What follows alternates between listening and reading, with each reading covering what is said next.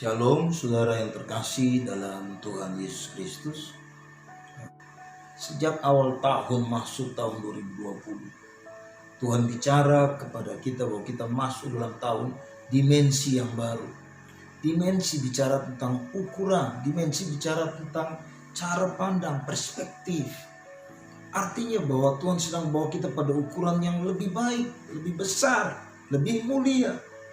Tapi juga Tuhan sedang membawa kita pada cara pandang yang Tuhan inginkan. Itu sebabnya semua hal yang sedang terjadi pasti ada perspektif yang Tuhan sedang ubah, atau Tuhan sedang baharui, atau Tuhan sedang pulihkan dari kehidupan saudara dan saya secara pribadi. Saya mau bicara lebih tegas lagi tentang membangun mesbah. Nah saudara, pentingnya membangun mesbah, pentingnya membangun ibadah. Yesus sendiri satu hari berkata kepada murid-muridnya, "Aku berkata kepadamu, sesungguhnya anak tidak dapat mengerjakan sesuatu dari dirinya sendiri, jikalau tidak ia melihat Bapa mengerjakannya. Sebab apa yang dikerjakan Bapa, itu juga yang dikerjakan anak." Ini sebuah pernyataan yang mengajar kita bahwa Yesus begitu bergantung kepada Bapanya. Semua hal yang dia akan kerjakan, dia lebih dulu lihat dari Bapa. Nah saudara, satu hari setelah orang Israel kembali dari pembuangan dari Babel, Esra pasal 3, saudara baca ini, kalimat terakhir menolong saya untuk menerjemahkan tentang pentingnya mesbah. Dibilang gini, namun dasar bait suci Tuhan belum juga diletakkan. Hal paling awal dalam pembangunan bait Allah yang mereka lakukan lebih dulu, yaitu mereka bangun mesbah di tempatnya semula. Mungkin hari ini saya harus berkata buat Bapak Ibu Saudara, kita perlu bangun mesbah itu di tempat semula. Kalau ini saatnya kita harus pulang bangun ibadah mulai dari rumah kita. Saya percaya salah satu maksud daripada mendirikan mesbah di tempatnya semula, itu yang sedang Tuhan ajarkan, yang sedang Tuhan tekankan untuk saudara saya lakukan. Bagaimana ibadah itu dibangun dari rumah kita, dari rumah tangga kita. Nah saudara yang terkasih dalam Tuhan, setelah mesbah itu didirikan, Alkitab bilang begini, mereka bisa mengadakan persembahan-persembahan, korban-korban secara tetap. Saudara yang terkasih dalam Tuhan, saya terlalu percaya ketika mesbah itu kita bangun kembali di tempat yang semula, maka semua hal yang lain itu akan secara teratur, terbangun dalam kehidupan saudara dan saya. Nah, pentingnya mesbah. Satu hari Yosua berkata kepada orang-orang Israel. Dia bilang begini dalam Yosua 24 ayat 15. Tetapi jika kamu anggap tidak baik untuk beribadah kepada Tuhan, pilihlah pada hari ini kepada siapa kamu akan beribadah. Allah yang kepadanya nenek moyangmu beribadah di seberang sungai Efrat, atau Allah orang Amori yang negerinya kamu diami ini. Tetapi aku dan seisi rumah kami akan beribadah kepada Tuhan.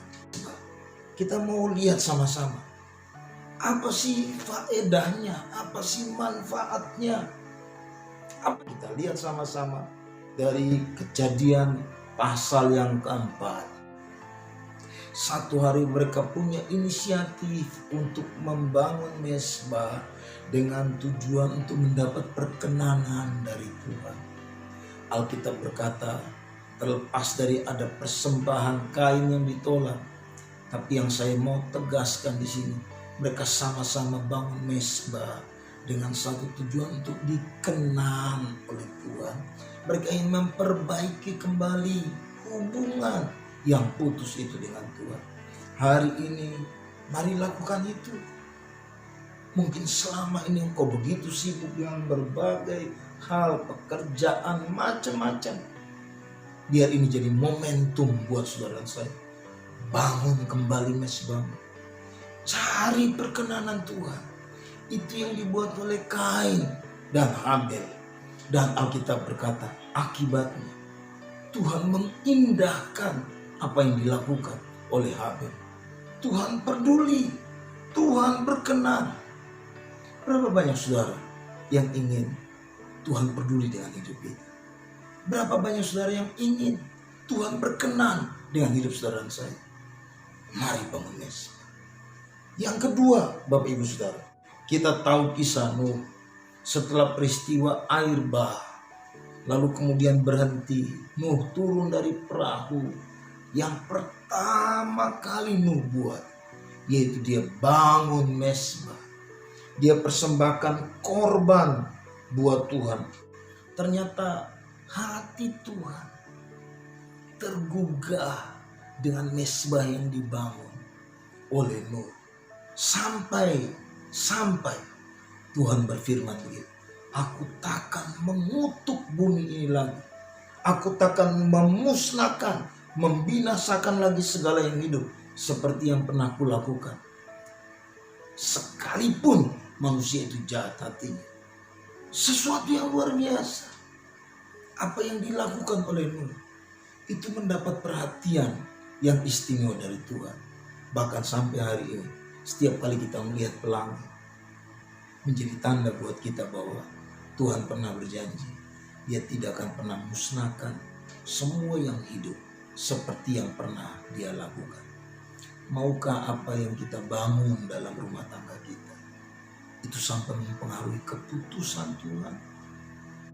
Sesuatu yang luar biasa yang menjadi akibat karena mesbah yang dibangun oleh Nuh. Karena itu, bangun mesbah. Suatu hari Daud, karena kesombongannya, dia melakukan sesuatu yang Tuhan tidak suruh. Sehingga dalam 3 hari 70.000 orang Israel mati karena penyakit sampar. Apa yang dilakukan oleh Daud? Alkitab catat begini. Lalu Daud mendirikan di sana mesbah bagi Tuhan dan mempersembahkan korban bakaran dan korban keselamatan. Maka Tuhan mengabulkan doa untuk negeri itu dan tulah itu berhenti menimpa orang Israel. Ternyata Bapak Ibu Saudara, akibat mesbah yang dibangun oleh Daud, itulah yang mengakibatkan 70.000 orang Israel mati dalam 3 hari. Langsung berhenti. Berapa banyak saudara percaya bahwa doa orang benar besar kuasanya? Berapa banyak saudara percaya bahwa ketika kita berseru, Tuhan mendengarkan kita? Berapa banyak saudara yang hari ini mungkin dikacaukan, diragukan dengan berbagai tulisan-tulisan yang ada di WhatsApp saudara berkaitan dengan beberapa kondisi-kondisi yang menggoyahkan iman. Hanya karena ada beberapa hamba-hamba Tuhan yang meninggal di momentum karena COVID-19. Lalu kemudian mulai muncul macam-macam reaksi, macam-macam pendapat. Saya mau bilang buat Bapak Ibu Saudara, bukankah tokoh-tokoh di Alkitab pun ada yang mengalami keadaan-keadaan yang mati? Apakah Tuhan angkat pagar dari kehidupan mereka? Saya percaya hari ini kita perlu dengar baik-baik. Kematian kita itu di tangan Tuhan. Hidup kita di tangan Tuhan. Tuhan pemilik kita. Itu sebabnya kalau Dia mau panggil, berarti kita pergi ke tempat yang jauh lebih baik. Sebab kita gak pernah tahu rancangan Tuhan secara utuh dalam kehidupan kita. Karena itu saya mau balik dan berkata buat saudara saya, mari bangun mesbah. Karena ada manfaat, ada akibat yang luar biasa ketika kita bangun mesbah. Mesbah itu sarana permohonan. Satu hari Bapak Ibu Saudara, Hizkia, Tuhan veto dia bahwa dia akan meninggal. Dia akan sakit dan tidak akan sembuh. Tapi hari itu Hizkia merendahkan diri di hadapan Tuhan. Dia berkabung, dia cari Tuhan, cari perkenanan Tuhan. Sehingga Alkitab berkata bahwa Tuhan berpanjang, Tuhan dengar doa dia, Tuhan kasih 15 tahun lagi usia dia.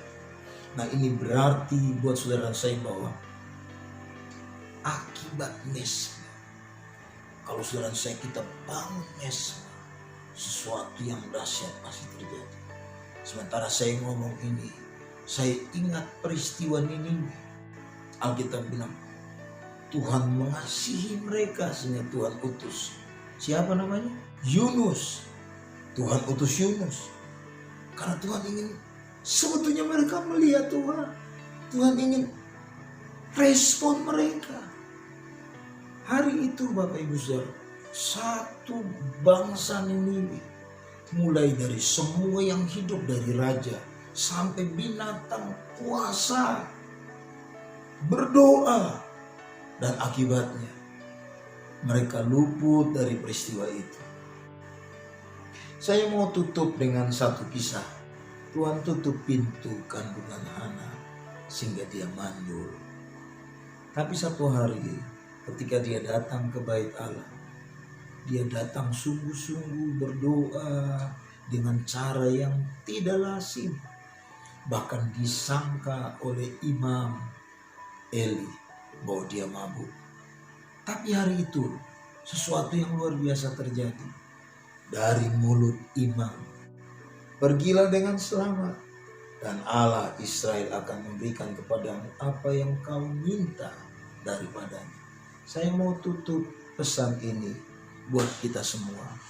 Apapun yang sedang saudara rindukan dari Tuhan, apapun yang sedang saudara ingin Tuhan lakukan buat hidup saudara, ingat, mesbah itu sarana untuk kita mendapat perkenanan Tuhan.